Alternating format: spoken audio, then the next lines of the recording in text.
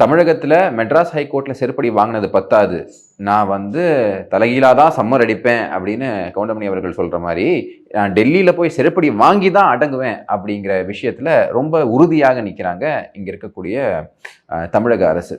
அதுவும் குறிப்பாக தமிழக அரசு எந்த அளவுக்கு ஒரு டெஸ்பரேட் ஆயிடுச்சு அப்படின்னு பார்த்தீங்கன்னா, பயந்து நடுநடுங்கிறாங்கன்னு சொல்லுவாங்க பார்த்தீங்களா, அந்த மாதிரி ஆயிடுச்சு. அப்படின்னா ஒரு சிஎம் தரம் தாழ்ந்து பிளக்கா பையன் மாதிரி ட்வீட் போட்டுக்கிட்டு இருக்காரு.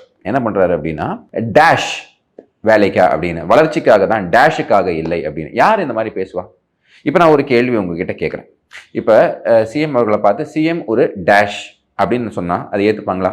அது எவ்வளோ கேவலமாக இருக்குது, கொச்சையாக இருக்குது. அப்போ இந்த அளவுக்கு ஏன் அவங்க தரம் தாழ்றாங்க அப்படின்னா, ஆன்டி இன்கம்பன்சி பீக்கில் இருக்குது. மக்கள் எல்லாம் ஒன்று திரண்டு வாழறாங்க. அது மட்டும் கிடையாது, மக்கள் மன்றத்திலையும் அடி, அப்புறமா நீதிமன்றத்திலையும் அடி, ரெண்டு இடத்துலையுமே அடி வாங்கிட்டு இருக்கிறதுனால என்ன பண்ணணும்னு தெரியாமல் பேதடிச்சு போயிருக்காங்க. ஸோ அதனால் இப்போ என்ன பண்ணுறாங்க அப்படின்னா, அவசரமாக மேல்முறையீடு வழக்கு எங்கே, மெட்ராஸ் ஹைகோர்ட்டில், மதுரை கிளையிலையும் சரி, சுப்ரீம் கோர்ட்லேயும் சரி, என்னெல்லாம் வழிகள் இருக்கோ சப்வர்ட் பண்ணி எப்படியாவது எங்கேயாவது ஒரு ஸ்டே கிடைச்சிடாதா, இல்லை அதை வச்சு ஒரு மீடியாவில் நம்ம ஒரு வெற்றி புல்லட் பண்ணி ஜெயிச்சிட்டான் அப்படின்னு நம்ம டம்மி முதல்வரை ஒரு பயங்கரமான அம்மி மாதிரி அடிக்கக்கூடிய ஒரு முதல்வர் அப்படின்னு காட்டலாங்கிறது தான் இங்கே ஐடியா.